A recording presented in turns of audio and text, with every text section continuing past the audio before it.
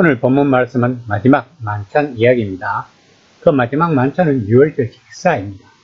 유월절 식사에서는 출애굽이라는 그 위대한 사건을 상징하는 것을 표현하기 위해 특별한 음식을 먹는다고 합니다. 즉 어린 양과 누룩이 들어가지 않는 무교병과 선나물 그것입니다.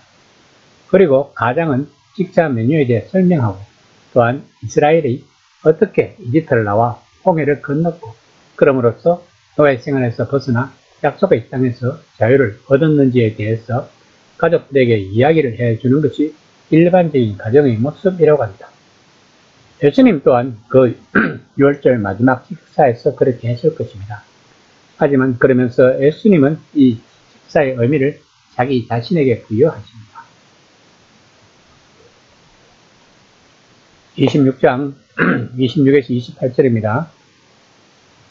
그들이 먹을 때에 예수께서 떡을 가지사 축도하시고 떼어 제자들에게 주시며 이르시되 받아서 먹으라 이것은 내 몸이니라 하시고 또 잔을 가지사 감싸기도 하시고 그들에게 주시며 이르시되 너희가 다 이것을 마시라 이것은 제 사함을 얻게 하려고 많은 사람을 위하여 흘리는 바 나의 피 곧 언약의 피니라.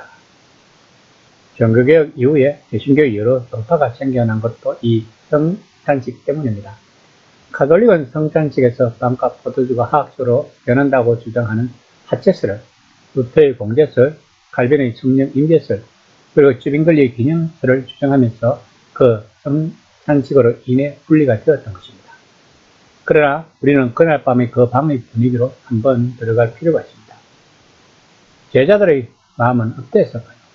아마도 예루살렘은 입성할 때 호산나를 외치며 자신들의 겉옷을 예수님이 타신 나귀 발 아래 깔아드렸던 그 흥분도 가지고 있었을 것입니다. 당시 예수님의 예루살렘 입성 모습은 200년 전 유다 마카비가 시리아군을 물리치고 예루살렘 성을 입성하는 모습이었다고 합니다. 즉 그들은 예수님을 유다 마카비처럼 이방 세력을 물리치시고 이스라엘을 이교 세력에서 구할 메시아로 보았던 것입니다. 그런데 예수님은 뜻밖의 말씀을 하십니다. 내 살과 피를 마시라고. 예수님은 지금 자신을 따르는 사람들과 자신을 믿게 될 사람들에게 유월절을 매우 새로운 방향에서 바라보는 새로운 생각을 제시하시고 그러한 관점은 오늘날까지도 계속 이어지고 있습니다. 26장 29절입니다. 그러나 너희에게 이르노니 내가 포도나무에서 난 것을 이제부터 내 아버지의 나라에서 새 것으로 너희와 함께 마시는 날까지 마시지 아니하리라 하십니다. 예수님은 지금 최후의 만찬에 대해 이야기를 하고 있는 것입니다. 왜냐하면 예수님은 앞으로 유월절 식사를 할 수 없기 때문입니다. 그러므로 이 마지막 만찬은 영원한 죄에서 해방되는 영적인 유월절이 되는 것입니다. 이 최후의 만찬은 새 언약 시대에서 성찬 예식으로 계속 지켜지는데 그런 의미에서 보면 이 만찬은 최후의 만찬인 동시에 최초의 성찬식이라고 말할 수 있습니다.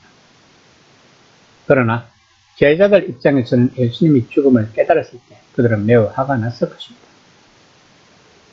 예수님은 지금 1000년 넘게 유대인들이 지켜온 주기를 하나의 사건으로 요약하고 계십니다.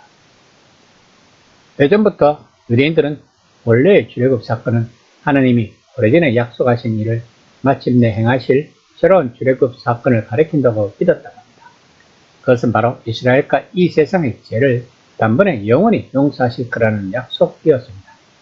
그런데 예수님이 최후의 만찬절에서 바로 지금이 그때라고 말씀하고 있는 것입니다.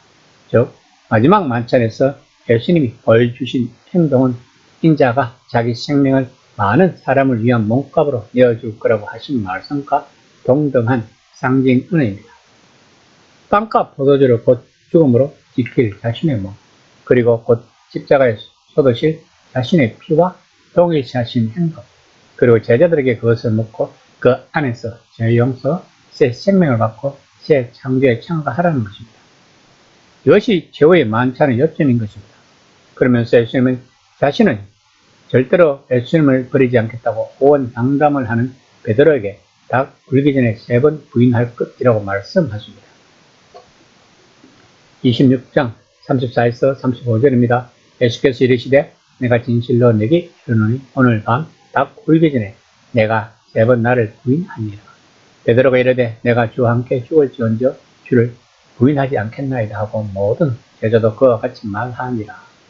본문 때문에 오늘날 서구사회에서는 숱하기 엄선하고 어두운 이미지를 가지게 된 배경이라고 합니다.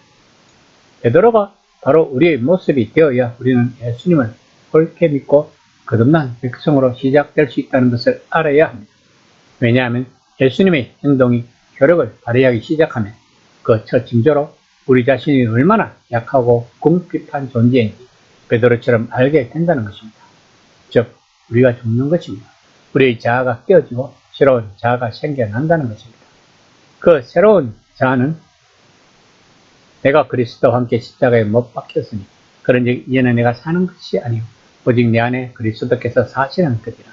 이제 내가 육체 가운데 사는 것은 나를 사랑하사 나를 위하여 자기 자신을 버리신 하나님의 아들을 믿는 믿음 안에서 사는 것이라고 바울은 갈라디아서 2장 27에서 말하고 있습니다.